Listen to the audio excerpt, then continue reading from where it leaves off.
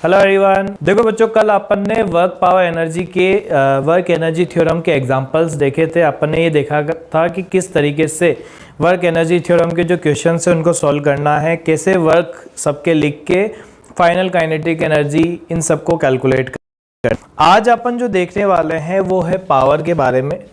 Next heading जो हमारी है वो है पावर। ठीक है, पावर आप सभी इस चीज़ से अच्छे से आप लोग जानते होंगे कि पावर क्या होती है। जैसे अगर मान लो हमारे को इजी डेफिनेशन के अंदर इसके बारे में बात करनी हो तो पावर अपन ऐसे कह सकते हैं rate of work done. Rate of work done मतलब जैसे मैं आपसे कहूँ कि अपन ने कोई भी चीज़ के लिए वर्क किया तो वो एनर्जी हो गई, पर वो एनर्जी के जो रेट होगी टाइम के रिस्पेक्ट में उसे ही अपन क्या बोलते हैं, पावर कहते हैं। अब पावर को डिफाइन करने के लिए अपने पास पर सेकंड अपन डिफाइन कर सकते हैं किसको, एनर्जी को। तो आप ये कह सकते हो कि एनर्जी का डिफरेंशिएशन टाइम के रेस्पेक्ट में वही क्या कहलाता है, पावर। अब इसको अलग अलग तरीके से अगर अपन ऐसे समझें तो ये फोर्स और वेलोसिटी इन सब पे डिपेंड करता है, क्योंकि अपन जब इसका फॉर्मूला देखेंगे तो इसकी डिपेंडेंसी फोर्स पे भी है और वेलोसिटी पे भी है। एसआई यूनिट की बात करें तो एसआई यूनिट जो पावर की होती है वो होती है वॉट या जूल पर सेकंड अपन बात कर सकते हैं, पर जूल पर सेकंड को एक स्पेसिफिक नाम दिया हुआ है वॉट का। ठीक है, तो पावर के लिए अगर अपन डेफिनेशन की बात करेंगे तो पावर की जो डेफिनेशन होती है वो क्या होती है, rate of change of work with respect to time is called as power. क्या हो गया, rate of change of work with respect to time is called as power. देखो बच्चों, मैं आप लोगों का एक ऐसा सेशन भी लूँगा जो आप लोगों का जैसे कल ऑफ रहेगा तो मैं आप लोगों के एक ऐसा वीडियो डालूँगा जो वर्क एनर्जी थ्योरम के एग्जांपल्स पे ही बेस्ड होगा। ठीक है, तो वहाँ पे अगर अपन पावर की बात करें तो पावर क्या लिख रहे हैं अपन, dW/dt, या फिर अगर आप एवरेज पावर की बात कर रहे हो एवरेज पावर तो वो होती है डेल्टा W/ΔT। ये सेम वैसा ही है बच्चों, जैसे अगर अपन बात करें किसी इंटरवल के लिए निकालना है तो जैसे एवरेज स्पीड की बात करते थे तो एवरेज स्पीड में अपन total distance upon total time करते थे, पर इंस्टेंटेनियस की बात करते हैं तो ये वाली पावर तो इंस्टेंटेनियस है और ये वाली पावर जो है वो क्या है, एवरेज। तो अगर मुझे यहाँ पे P इंस्टेंटेनियस की बात करनी है तो P इंस्टेंटेनियस क्या होती है, d/dt ऑफ W। और अपने को पता है कि W जो होता है फोर्स और डिस्प्लेसमेंट का क्या होता है, डॉट प्रोडक्ट होता है। तो जब अपन dW/dt निकालेंगे तो ये आएगा d/dt ऑफ F.S आएगा कि नहीं आएगा। तो यहाँ जब आप देखोगे तो ये आ गया dF/dt dot S plus F.ds/dt। अपने को पता है कि जब भी कोई फंक्शन मल्टीप्लिकेशन की फॉर्म में होता है तो उसको सॉल्व करने का जो तरीका होता है वो यही होता है। अब मुझे बताओ ये क्या लिखा हुआ है, rate of change of force. अगर अपन कंसीडर करें dF/dt जो लिखा हुआ है वो क्या है, rate of change of force. और अगर अपन कंसीडर करें कि let force applied is constant throughout, is constant throughout। अगर कांस्टेंट है ये पूरे उसके अंदर तो अपन ये क्या लिखेंगे कि dF/dt वो क्या आ जाएगा, 0 आ गया। तो यहाँ पावर इंस्टेंटेनियस की वैल्यू जो आएगी वो क्या आ जाएगी, ये आ जाएगा F.ds/dt। और ds/dt तो हम जानते ही हैं क्या होता है, डिस्प्लेसमेंट का differentiation of displacement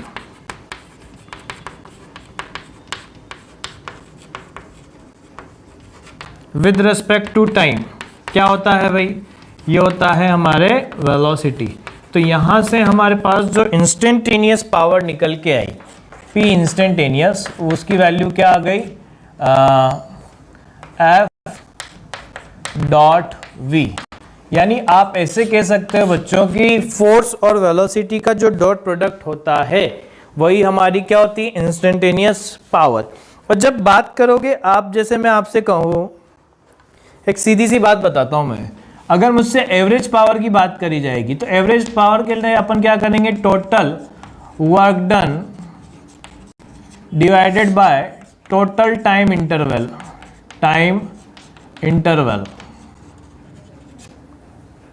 total work done divided by total time interval.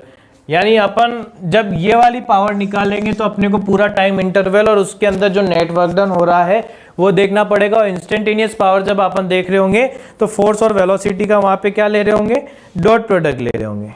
ठीक है, अब देखो ध्यान से समझना, जैसे मैं आप लोगों को एक इसकी पहली चीज बताऊं, पावर यहां पे क्या दिख रही है हमारे को, पावर इज स्केलर।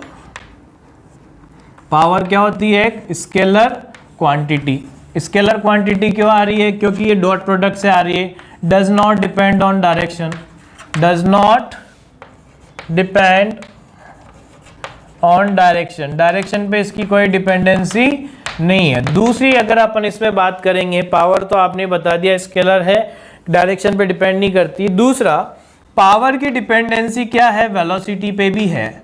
तो अगर अपन यहाँ पे बात करें तो वेलोसिटी जो होती है वो एक रेफरेंस क्वांटिटी होती है। Velocity is a reference quantity, reference quantity. जब वेलोसिटी रेफरेंस क्वांटिटी है तो यानी अपन ऐसे भी कह सकते हैं, power also depend on frame of reference, frame of reference.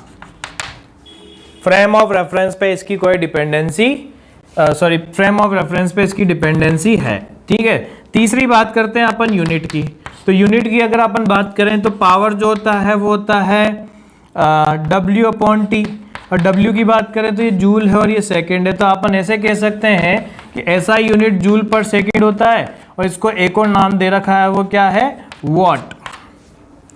कितना हो गया, वॉट। तो जब अपने को एसआई यूनिट के बारे में बात करनी होगी तो अपन उसको क्या बोलेंगे कि उसकी जो एसआई यूनिट होती है वो क्या होती है, वॉट। अगर आप ऐसे देखोगे सीजीएस सिस्टम के लिए, तो सीजीएस सिस्टम के लिए कभी कभी वो ऐसे भी लिख के रखते हैं अर्ग पर सेकंड, और अपने को पता है अर्ग जो होती है वो सीजीएस सिस्टम पे एनर्जी की यूनिट होती है। ठीक है ना। अब अपन इसके क्वेश्चन से देखेंगे कि किस तरीके से इसको सॉल्व करना होता है। पहले इस चीज को भी समझना बच्चों कि यहां पे अगर मेरे से पूछा जाए fourth, power can be positive, power can be positive, negative and zero. कोई भी जो पावर हो सकती है ना किसी भी सिस्टम की, वो पॉजिटिव भी हो सकती है, नेगेटिव भी हो सकती है, जीरो।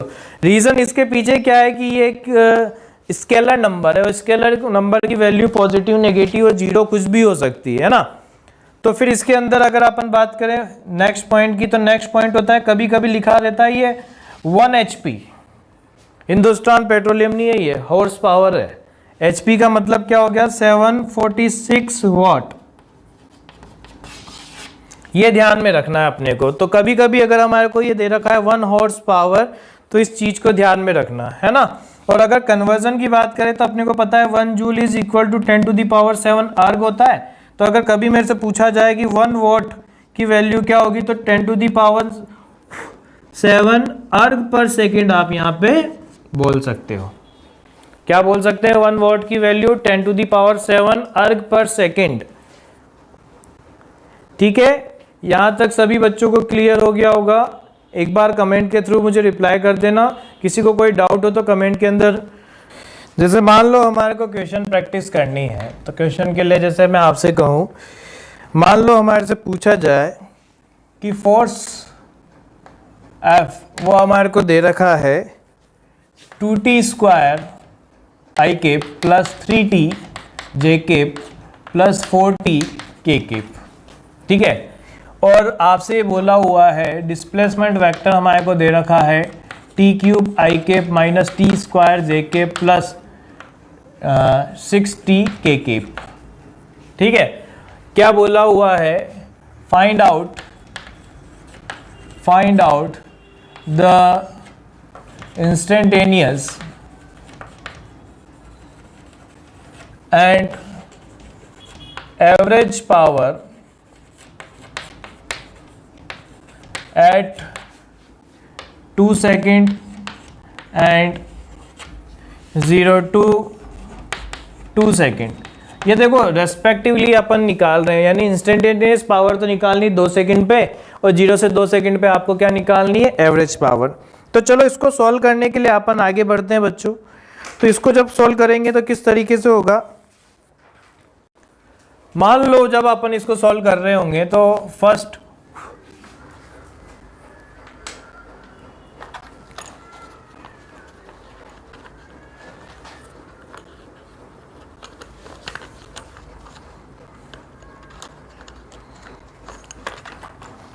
चलो तो इसको सॉल्व करने के लिए क्या है, फोर्स हमें दे रखा है कितना, 2t स्क्वायर आई के प्लस 3j के प्लस 4t के क्यूब, ठीक है।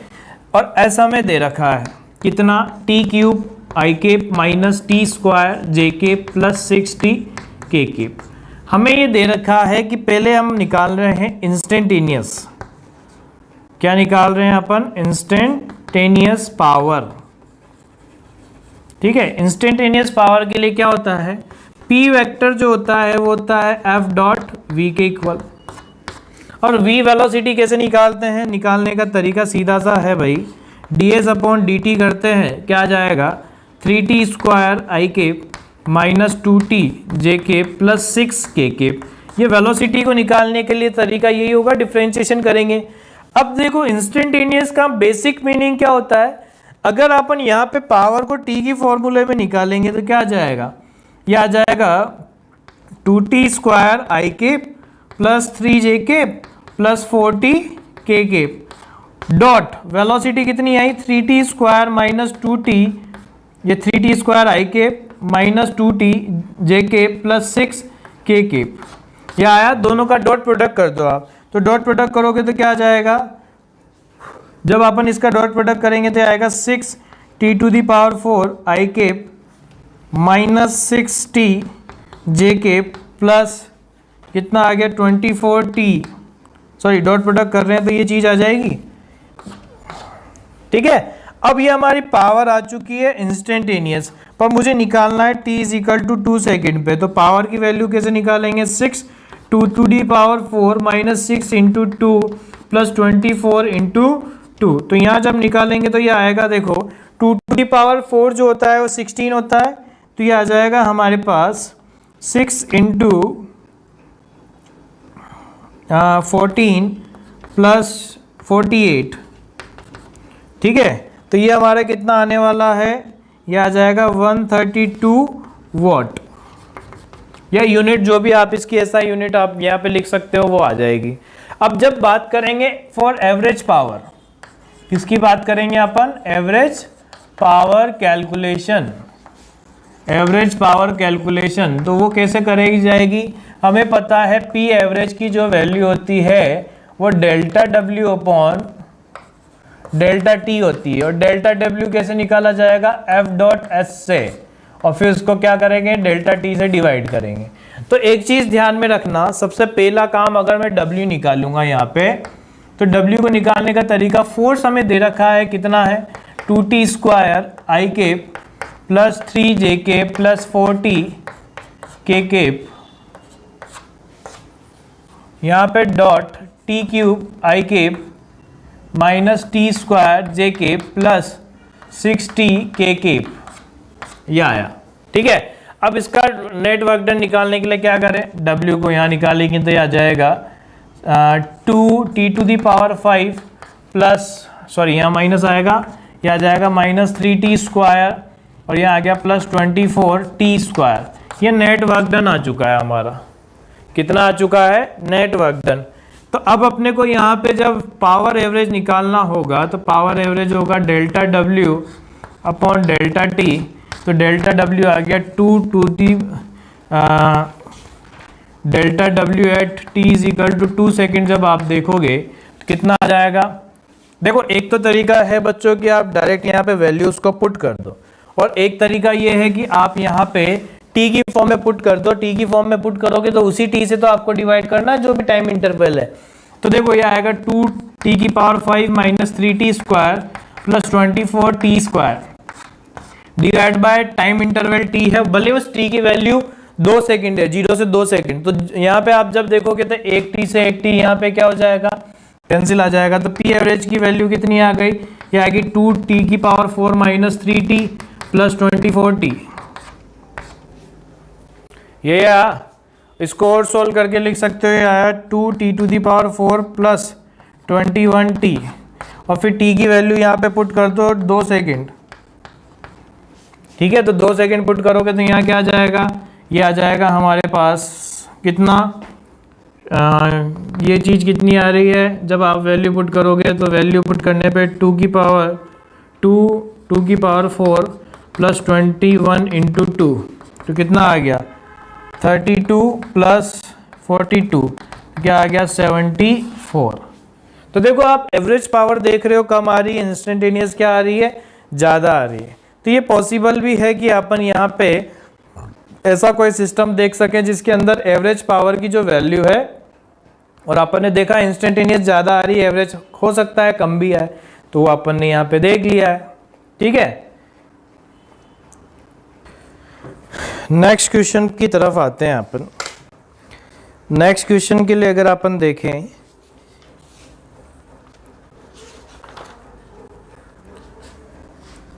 मान लो कुछ स्पेशल टाइप का क्वेश्चन ऐसे दे दिया कि ए mass of 2 kg is moving with acceleration a is equal to 2t square. Find out instantaneous power and average power 0 to 2 second. ठीक है ना, इंस्टेंटेनियस पावर तो 2 सेकेंड पे बतानी है, और एवरेज पावर कहाँ से बतानी है, 0 से 2 सेकेंड पे। ठीक है, अब ध्यान से समझना बच्चों, इसको सॉल्व करने का तरीका क्या होता है।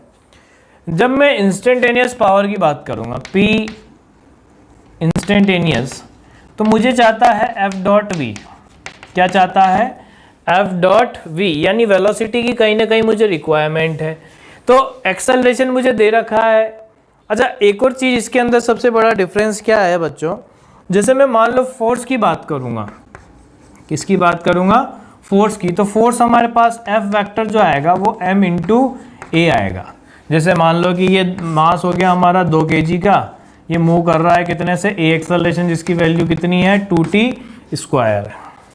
अब ध्यान से समझना, जब अपन इसकी बात कर रहे हैं फोर्स की, तो फोर्स जो आने वाला है वो आ रहा है 2 into 2t square, that is 4t square आ रहा है। कितना आ रहा है, 4t स्क्वायर आ रहा है। पर जब इंस्टेंटेनियस की बात कर रहे हैं ना, तो उस इंस्टेंट पे at t is equal to 2 second force क्या जाएगा, तो फोर्स आप देखोगे तो 4 इंटू 2 का स्क्वायर यानी 16 न्यूटन आने वाला है। कितना आने वाला है, 16 न्यूटन। और जब अपन बात करेंगे वेलोसिटी की, तो वेलोसिटी के लिए मुझे पता है एक्सेलरेशन जो है वो 2t स्क्वायर दे रखा है, यानी dv अपॉन dt जो है उसकी वैल्यू 2t स्क्वायर दे रखी है। ठीक है, तो जब मैं यहाँ पे वेलोसिटी निकालूंगा तो क्या करेंगे कि यहाँ पे मैंने इसको लिख दिया dv is equal to 2t square dt, और इंटीग्रेट कर दिया 0 से लेके 2 सेकेंड तक, ताकि अपने को पता लग जाए कि वेलोसिटी की वैल्यू क्या आ रही है। तो हमने देखा ये आ गया 2t cube by 3 from 0 to 2 second, तो ये आ गया हमारे पास कितना 16/3 मीटर पर सेकेंड। कितना आ गया 16/3 मीटर पर सेकेंड। तो जब मैं इंस्टेंटेनियस की बात करूँगा तो इंस्टेंटेनियस हमारे को दिख रहा है फोर्स की वैल्यू 16 है, इंटू ये 16/3 है, आंसर हमारा कितना आ चुका है 256/3 वॉट। कितना आ चुका है 256/3 वॉट। मतलब जब कभी भी फोर्स मुझे टाइम के एक्सेलरेशन टाइम के रेस्पेक्ट में वेरी कर रहा होगा, तो ये सोचने की जरूरत नहीं है, उस इंस्टेंट पे आप फोर्स निकालो, उस इंस्टेंट पे आप वेलोसिटी निकालो, डायरेक्ट दोनों का मल्टीप्लिकेशन कर दो। पर जब बात आएगी अपने पास किसकी, पी एवरेज की, तो पी एवरेज के लिए क्या होता है, W अपॉन डेल्टा टी होता है, और यहाँ क्या लिखोगे, integral F dot D S upon delta T. तो एफ की वैल्यू क्या हो जाएगी जब अपन ये लिखेंगे, तो ये आ जाएगा M into A dot D S. यानी कुल मिला के मुझे यहाँ पे सबसे पहला काम क्या करना है, डिस्प्लेसमेंट वेक्टर निकालना है। क्या निकालना है, डिस्प्लेसमेंट वेक्टर डी एस। वो कैसे निकालेंगे, जैसे हमने एक्सेलरेशन देखा 2t स्क्वायर है, तो आपने इसको लिख दिया भैया dv upon dt is equal to 2t square. तो यहाँ से dv की वैल्यू आ गई 2t स्क्वायर dt। तो यहाँ से v की वैल्यू आ गई कितना, 2t क्यूब अपॉन 3। इंटीग्रेट करते हैं t की फॉर्म में, तो वैसे ही कर दिया। अब यहाँ से ds अपॉन dt इसको लिखा, तो ये आ गया 2t क्यूब अपॉन 3। यानी ds की वैल्यू जब आप देखोगे तो यार 2t cube upon 3 into dt। जैसे अपन उसके अंदर करते थे ना कि वेरिएबल फोर्स की वजह से वर्क डन निकालना होता था, तो अपन वहाँ पे किसकी वैल्यू यूज करते हैं, ds की। वैसे ही अपन यहाँ पे करने वाले हैं। तो जब अपन वर्क डन पावर एवरेज की बात कर रहे हैं, तो मुझे जब एक्चुअल में वर्क डन निकालना होगा, तो वर्क डन निकालने के लिए क्या करूँगा मैं, कुछ नहीं करना, W is equal to integral of F dot D S. इसके अंदर f की वैल्यू तो हो गई 2 इंटू 2t स्क्वायर और ds की वैल्यू हो गई 2t cube by 3 into dt। अब इसको इंटीग्रेट करो कहाँ से कहाँ तक, 0 से लेके 2 सेकेंड तक, क्योंकि फोर्स भी वेरी कर रहा है और डिस्प्लेसमेंट भी। अगर ऐसा होता फोर्स वेरी नहीं कर रहा होता, पर यहाँ पे तो फोर्स वेरी करेगा ना, क्योंकि एक्सेलरेशन वेरी करेगा। तो क्या आ गया देखो, ये आ गया 8 t टू दी पावर 5 है, तो कितना आ जाएगा, t to the power 6 upon 3 और यहाँ पे 6 आ गया। कहाँ से कहाँ तक, 0 से लेके 2 सेकेंड तक। जब आप यहाँ रखोगे तो आ जाएगा 4 upon 9 into 2 to the power 6। कितना हो जाएगा भाई, देखो ये आ गया हमारे 2 टू दी पावर 8 अपॉन 9। ये हमारी एवरेज पावर निकल के आए। सॉरी, अभी ये वर्क डन आया है जूल में। एवरेज पावर के लिए क्या करें, P average is equal to delta W upon delta T. क्या आ जाएगा, 2 to the power 8 upon 9 divided by 2, यानी 2 to the power 7 upon 9 watt. ये हमारा निकल गया है। क्या आ गया, 2 टू दी पावर 7। अब आप ये 2 टू दी पावर 7 की तो कैलकुलेशन कर ही सकते हो, तो वो वाली सारी चीज़ आ जाएगी। ठीक है, इसमें एक क्वेश्चन ये भी आता है जो मैंने प्रोजेक्टाइल मोशन के अंदर करा भी रखा है आप सभी को। आप लोगों को फिर से बता देता हूँ। मैंने आप लोगों को बताया था कि जब अपन किसी एक प्रोजेक्टाइल को फायर करते हैं, ए projectile is fired with velocity u from ground at an angle theta, find time at which power is positive, negative and 0. Also the average power, average power के अंदर भी आपको बताना है। तो मैंने आप लोगों को उस टाइम ये चीज़ बताई भी थी बच्चों। जब अपन यहाँ पे डील कर रहे होंगे प्रोजेक्टाइल के केस में, तो देखो मान लो ये प्रोजेक्टाइल है जिसको आपने फायर किया है और ये प्रोजेक्टाइल ऐसे आ गया। ठीक है, ये इसकी क्या हो गई, मैक्सिमम हाइट। क्या आ चुकी है, ये वाली मैक्सिमम हाइट। ये u वेलोसिटी से फेंका है, ये थीटा एंगल है, तो ये क्या हो गया, u cos थीटा। और ये वाली क्या हो गई, u sin थीटा। ये वाला क्या हो गया, वेलोसिटी u cos थीटा होगी। और यहाँ पे y डायरेक्शन की जो वेलोसिटी है वो क्या आने वाली है, 0 आने वाली। ये मैक्सिमम हाइट की है। जब अपन यहाँ बात करेंगे, देखो सीधी सीधी सी बात बता रहा हूँ बच्चों, यहाँ पे भी mg लग रहा है, यहाँ पे भी mg लग रहा है, और यहाँ जब ये गिरेगा तब भी क्या लगेगा, mg।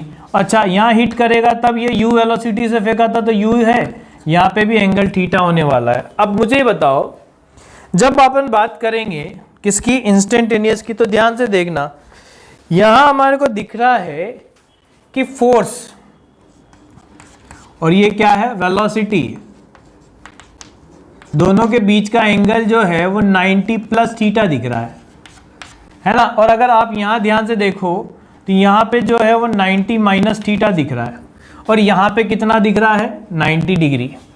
यानी अगर मैं यहाँ से कहूँ ये 0 है, ये O पॉइंट है, ये A पॉइंट है और ये B पॉइंट है। तो यानी O2A की अगर मैं बात करने वाला हूं, O2A यानी एक तक टाइम पहुंचने का जो है वो कितना है, u sin theta upon g होगा या नहीं होगा।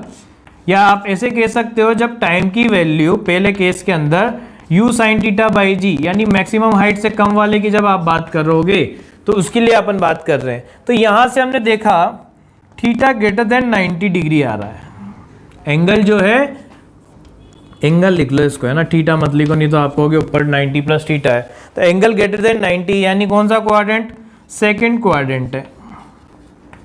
सेकंड क्वाड्रेंट है तो इसका मतलब वहां पे पावर जो आने वाली है वो नेगेटिव आने वाली है। क्या आने वाली है, नेगेटिव। रीजन, क्योंकि हमें पता है पावर के जो फॉर्मूले है उसमें वो एफ वी कॉस थीटा आता है और सेकंड क्वाड्रेंट के अंदर जो कॉस थीटा होता है वो नेगेटिव होता है। अगर ए टू बी की बात करूं मैं,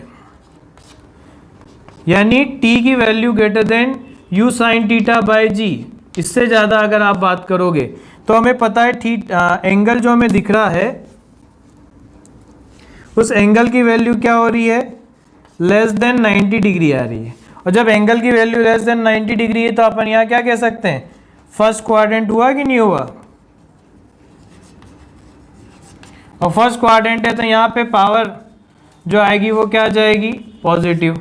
यानी ये वाला जो रीजन होता है, कौन सा वाला रीजन, यहाँ पे तो P नेगेटिव होती है, ये पॉजिटिव होती है और यहाँ पे क्या होती है, P की वैल्यू 0। क्या होती है, P की वैल्यू 0। ये चीज अपने को ध्यान में रखनी है बच्चों। ये मैंने डायग्राम से ही आपको बता दी, ये प्रोजेक्टाइल के अंदर बताया भी था मैंने। और देखो आप यहाँ पे अगर वैल्यू निकालना चाहते हो तो निकाल सकते हो, बाकी अगर अपन डायरेक्ट निकालना चाहें विद साइन के लिए तो अपन यहाँ पे कैलकुलेट कर सकते हैं। नेक्स्ट हेडिंग हमारी जो है वो है conservative and non conservative force. क्या चीज, conservative and non conservative force. अब क्या है, जैसे अगर अपन बात करें कंजर्वेटिव और नॉन कंजर्वेटिव फोर्स क्या होते हैं उसके बारे में, तो देखो बच्चों सबसे पहले समझने का जो तरीका होगा इसके अंदर कि कंजर्वेटिव फोर्स को किस तरीके से समझा जाएगा।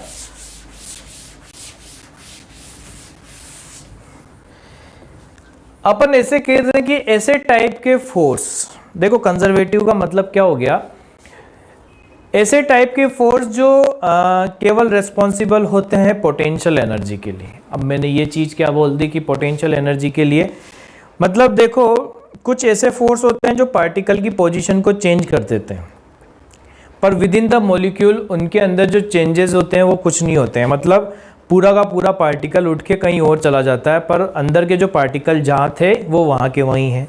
तो उससे जो एनर्जी आती है उसे तो अपन बोलते हैं पोटेंशियल एनर्जी।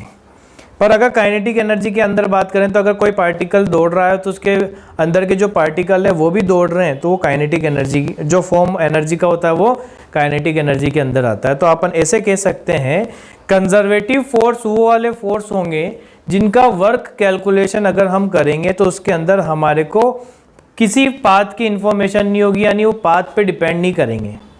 ऐसे टाइप के फोर्स जिसके अंदर वर्क अगर आप कैलकुलेट करोगे तो आप किस पाथ के थ्रू उसको लेके जा रहे हो उसकी कोई डिपेंडेंसी नहीं होगी, क्योंकि अपन ने देखा ना पार्टिकल की शिफ्टिंग तो कहीं हो ही नहीं रही है। तो अपन ऐसे कह सकते हैं कि with in the molecule particle जहाँ था वो वहाँ का वहीं रहा, बस उसकी पोजीशन चेंज हो गई। किसके रेस्पेक्ट में, सिस्टम के रेस्पेक्ट में। तो अगर अपन यहाँ पे कहें तो कंजर्वेटिव फोर्स किसे बोलेंगे, वो फोर्सेस जिसके अंदर वर्क कैलकुलेशन अगर आप करने जाओगे तो वर्क कैलकुलेशन के लिए आपको एडिशनल कोई इंफॉर्मेशन की जरूरत नहीं होगी, यानी पाथ की कोई डिपेंडेंसी नहीं होगी। तो ऐसे कौन से फोर्स होते हैं, तो अपन बात करें ऐसे फोर्स होते हैं सबसे पहला ग्रेविटेशनल फोर्स। ग्रेविटेशनल फोर्स को आप किसी भी पाथ के थ्रू लेके अगर आप एक पॉइंट से दूसरे पॉइंट पे लेके जा रहे हो तो कितने भी पाथ से लेके जाओ, अगर उसी पॉइंट पे जा रहे हैं तो वर्क डन वो का वही होता है ना। फिर उसके बाद अगर मैं आपसे कहूँ कि दूसरा फोर्स तो इलेक्ट्रोस्टैटिक, वो भी पाथ पे डिपेंड नहीं करता। तीसरा मैग्नेटिक फोर्स हो गया, फोर्थ हो गया न्यूक्लियर फोर्स हो गया। तो ये जितने भी टाइप के फोर्स होते हैं ना ये सारे पाथ पे डिपेंड नहीं करते। तो ये कंजर्वेटिव फोर्स होता है। नॉन कंजर्वेटिव फोर्स के अंदर अगर अपन बात करें नॉन कंजर्वेटिव फोर्स क्या होता है, तो नॉन कंजर्वेटिव फोर्स होते हैं ऐसे टाइप के फोर्स जिनकी डिपेंडेंसी पाथ पे होती है, मतलब जिस पाथ के थ्रू लेके जाओगे ना उस पे वो डिपेंड करेंगे, यानी लेंथ ऑफ पाथ पे कहीं ना कहीं उसकी डिपेंडेंसी होती है। ऐसे टाइप के फोर्स ज़्यादातर रजिस्टिव नेचर के होते हैं, जैसे फ्रिक्शनल फोर्स हो गया, एयर रेजिस्टेंस हो गया, या फिर विस्कस फोर्स हो गया। तो ये वाले फोर्सेस को अपन क्या बोलते हैं, नॉन कंजर्वेटिव फोर्स। तो अगर अपन डेफिनेशन में लिखना चाहें कंजर्वेटिव के अंदर, अगर अपन लिखना चाहें तो conservative force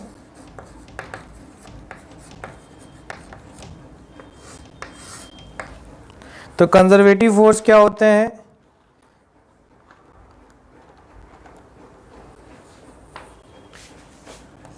the forces in which the forces in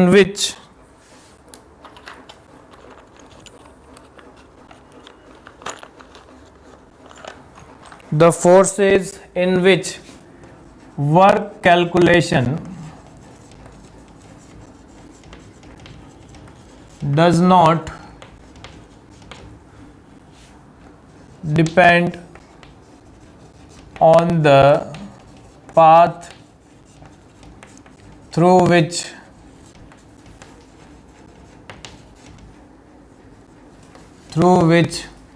it is taken are called as conservative force. क्या होते हैं ऐसे टाइप के फोर्सेस को क्या बोला जाता है, कंजर्वेटिव फोर्सेस। ठीक है, अब जैसे अगर अपन इसमें बात करें पहली चीज आइडेंटिफिकेशन की, तो आइडेंटिफिकेशन का मतलब पाथ पे कोई डिपेंडेंसी नहीं है, यानी आप ऐसे कह सकते हो पहली चीज in conservative force work, in conservative force work integration can be solved, integration can be solved without any information of path।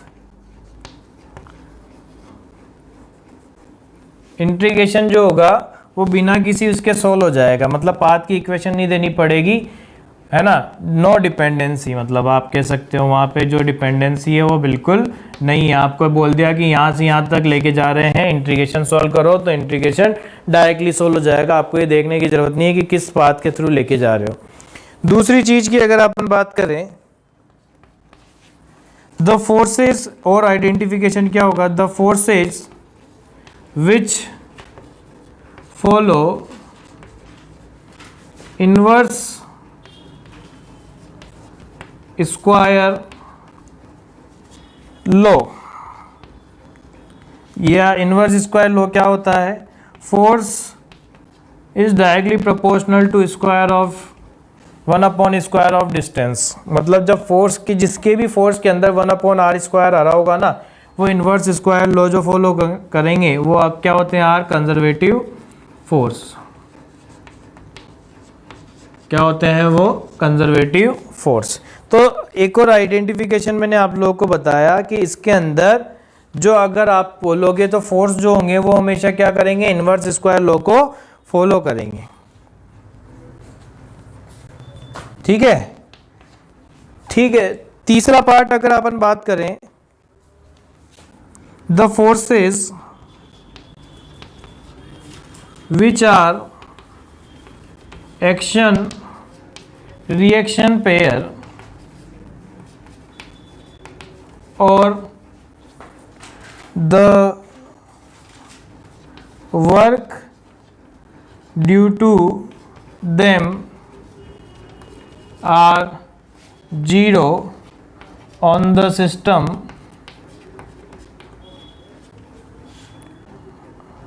are called as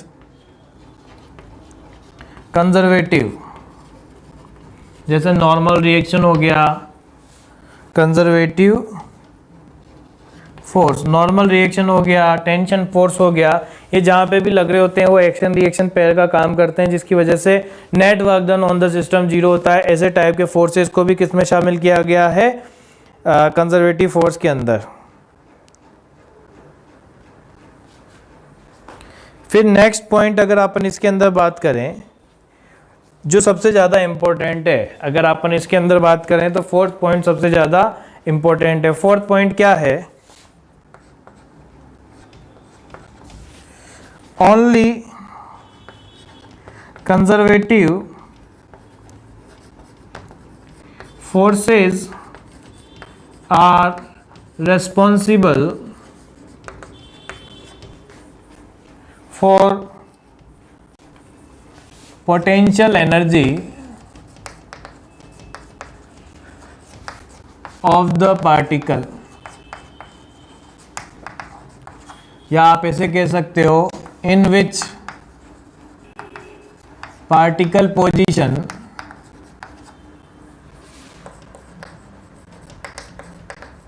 remains same inside। Particle की पोजीशन सिस्टम के रेस्पेक्ट में अंदर की position तो same रहती है, बस एक जगह से दूसरी जगह ले जा रहे हो तो वाली जो एनर्जी का फॉर्म आता है वो किसकी वजह से आता है, कंजर्वेटिव की वजह से आता है। ठीक है ना। तो यहाँ पे अगर अपने से पूछा जाए तो ये वाले जो फोर्स होंगे वो हमेशा कंजर्वेटिव होंगे। अब अगर मैं इसी के हिसाब से कहूँ तो या आप ऐसे भी कह सकते हो, fifth point, if potential energy versus displacement graph is given,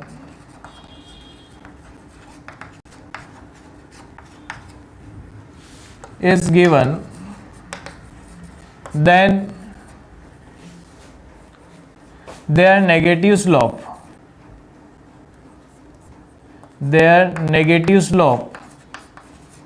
will give conservative force. जो उनका नेगेटिव स्लोप होगा ना वो किसको दे रहा होगा, कंजर्वेटिव फोर्स को।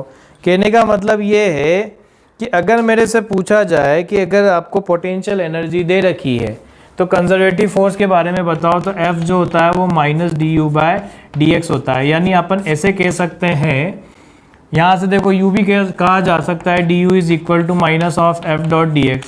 अब यहाँ पे ये जो है ये ds डिस्प्लेसमेंट है ना, ठीक है। अब यहाँ पे फोर्स जो होगा वो किस नेचर का है, कंजर्वेटिव का। तो अगर मैं आपसे कहूँ तो आप ऐसे कह सकते हो कि potential energy basically work against, देखो potential energy is work against conservative force. Against क्यों बोला, क्योंकि नेगेटिव साइन आ रहा है, वर्क अगेंस्ट कंजर्वेटिव फोर्स। तो जो कंजर्वेटिव फोर्स है उसके अगेंस्ट पे जो वर्क किया जाएगा वो किसकी फॉर्म में स्टोर हो रहा होगा, पोटेंशियल एनर्जी की फॉर्म में। अब अगर अपन बात करें इसमें एग्जांपल्स की, तो एग्जांपल्स में कौन कौन से फोर्सेस आएंगे, कि ऐसे कौन कौन से फोर्सेस हैं जो इसके लिए रेस्पॉन्सिबल होते हैं। तो देखो पहला पॉइंट हो गया हमारे ग्रेविटेशनल, जो मैंने आपको बोला। क्या ये फॉलो करेगा, क्या बिल्कुल करेगा, क्योंकि F जो होता है वो G(m1m2)/r² होता है। फिर अगर बात करें इलेक्ट्रोस्टैटिक की, तो इलेक्ट्रोस्टैटिक जो है वो कैसा होता है, K(q1q2)/r²। तो F जो होता है वो inversely proportional to r², F is inversely proportional to r²। फिर अगर अपन बात करें मैग्नेटिक की, तो मैग्नेटिक के अंदर भी क्या होता है, मैग्नेटिक फोर्स जो आता है वो μ0/4π m1m2/r² आता है। तो यहाँ भी फोर्स जो है वो इन्वर्स स्क्वायर लॉ को फॉलो कर रहा होता है। और जब अपन न्यूक्लियर फोर्स की बात करेंगे, न्यूक्लियर फोर्स, तो वो जो होता है वो आता है kZe²/r²। यानी यहाँ पे भी फोर्स जो है वो इन्वर्स स्क्वायर लॉ को फॉलो करता है। तो ये सारे टाइप के जो फोर्स होते हैं ना, इसे अपन क्या बोलते हैं, कंजर्वेटिव फोर्स। तो समझने का सीधा सा हिसाब है भाई कि ऐसे टाइप के फोर्स जिसके अंदर वर्क कैलकुलेशन जो होती है वो पाथ पे डिपेंड नहीं करती है। मतलब आपसे मैं एक और चीज़ बताऊं बच्चों, जैसे मान लो ये अपना ग्राउंड है ना, अब मैं यहाँ से यहाँ लेके आ रहा हूँ नीचे ग्राउंड पे, अब आप यूँ लेके आओ या यूँ घुमाते हुए लाओ या कैसे भी लेके आओ, अगर ग्राउंड पे आ रहे हो तो उसको कोई मतलब नहीं पाथ से लेके आ रहे हो तो वो वाले टाइप का जो फोर्स होगा वो कंजर्वेटिव नेचर का होता है।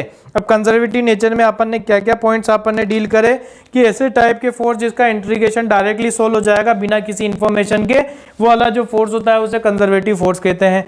दूसरी चीज अपन ने यहाँ पे क्या देखी कि अगर आपका फोर्स इनवर्स स्क्वायर लॉ को फॉलो कर रहा है, यानी जिसके अंदर फोर्स में 1/r² वाली टर्म आएगी, वो भी कंजर्वेटिव फोर्स होगा। तीसरा पॉइंट क्या देखा, हर एक ऐसे टाइप के फोर्स जो एक्शन रिएक्शन पेयर का काम करते हैं। किसका काम करते हैं? एक्शन रिएक्शन पेयर का काम करते हैं, जिसके अंदर नेट वर्क डन की जो वैल्यू है वो 0 हो जाती है। ऐसे फोर्सेस को भी अपन क्या बोलते हैं?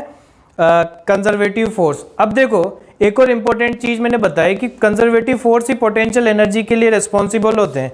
अब कैसे होते हैं? जैसे समझना, ये मार्कर है, सॉरी ये जो केस के अंदर के जितने भी पार्टिकल है, जब ये ग्राउंड पे थी तो इसकी पोटेंशियल एनर्जी अपन ऐसे 0 मानते हैं, पर अपन उसको आगे देखेंगे कि ऐसा क्यों होता है।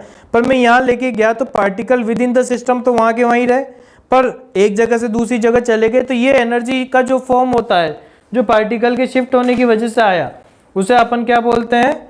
Potential energy. और वो पोटेंशियल एनर्जी के लिए रिस्पॉन्सिबल कौन से होते हैं?